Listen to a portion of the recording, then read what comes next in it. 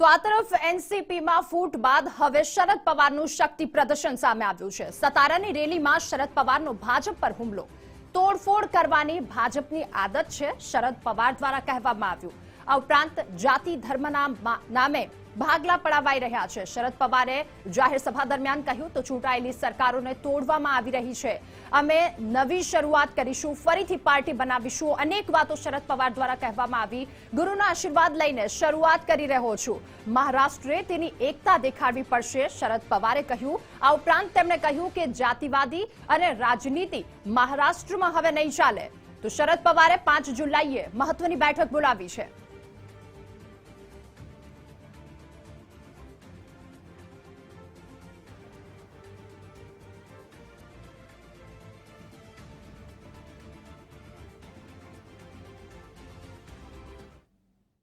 कांग्रेस के पास ज्यादा नंबर है तो कांग्रेस का ही विरोधी पक्ष नेता होगा, उसमें कोई संदेह नहीं है। नेता तय नहीं वो कर सकते, वो गठ नेता तय कर सकते हैं या प्रतुत तय कर सकते हैं। आखिर जिनका नंबर ज्यादा है, संख्या ज्यादा है मेंबर्स की, उसका ही विरोधी पक्ष नेता बनेगा। तो क्या आखिर जिसकी संख्या ज्यादा उसका ही विपक्ष नेता होगा। जो राजकीय स्थिति आज की है, जो बन गई है स्टेट में पूरी राजकीय स्थिति, उनके बारे में हमारे जो मेंबर्स है, जो सदस्य है हमारे विधानसभा के, विधान परिषद के, विधिमंडल के जो सदस्य है, उनके साथ हमें जिस चर्चा करना है, हमारे वरिष्ठ नेता है उनके साथ चर्चा करना है। हाँ, मतलब महाराष्ट्र में जो पॉलिटिकल बदलाव आया है, ये 2.5 साल पहले ही ये बदलाव होने वाला था। माननीय अजीत पवार जी ने मतलब देवेंद्र फडणवीस जी के साथ शपथ ली थी और देवेंद्र फडणवीस जी मुख्यमंत्री और अजीत पवार उप मुख्यमंत्री, इसी तरह का शपथ ग्रहण हुआ था।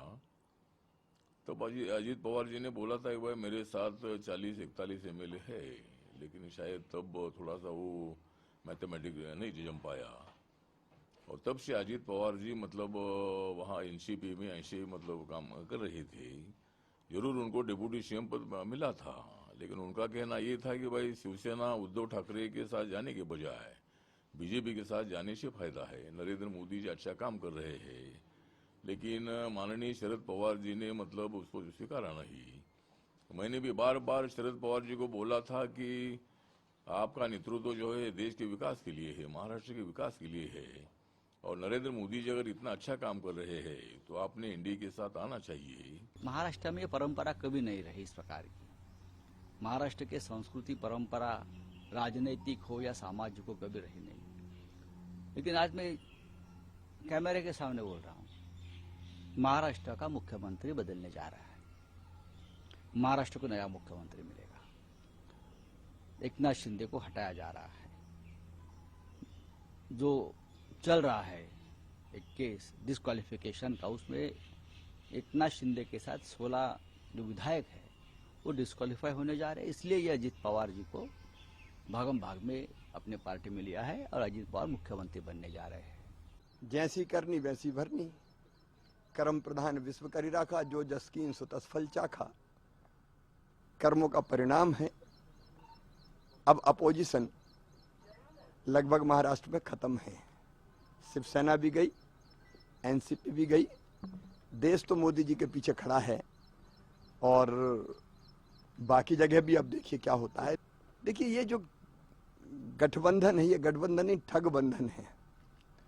अलग अलग भ्रष्टाचार करने वाले, बेईमानी करने वाले, समान स्वार्थों के कारण के मारे ना जाएं, पकड़े ना जाएं, इकट्ठे हो रहे हैं।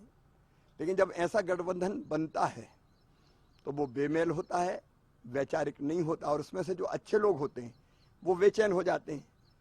और ऐसे गठबंधन को देख के कई लोग ऐसे हैं जो राष्ट्रीय हित में फिर फैसला करते हैं कि यहाँ पे कराड़ में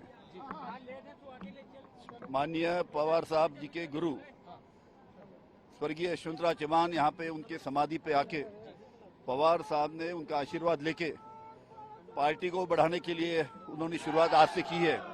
और यहाँ पे आज आशीर्वाद लेने वो आए थे और यहाँ से सब जो राष्ट्रवादी कांग्रेस जो भी कार्यकर्ता है उनको साथ में लेके महाराष्ट्र और महाराष्ट्र के बाहर राष्ट्रवादी कांग्रेस की ताकत बढ़ाने का काम शरद पवार ने आज से शुरुआत की है और आज उनको यशवंतराव चव्हाण जी का आशीर्वाद मिला है। गुरु पूर्णिमा दिन है और इस शुभ दिन के अवसर पर पवार साहब ने इसकी शुरुआत आज की है। पिटीशन हमने विधानसभा के अध्यक्ष साहब के यहाँ कल रात को भेजा था, ईमेल पे, व्हाट्सएप पे, फिजिकली भेजा था। आज सुबह उन्होंने मेरे से मुझे फोन उनका आया और उन्होंने कहा कि मुझे ये पिटीशन मिला है, मैं देख के पढ़ के इसके बारे में निर्णय करता हूं।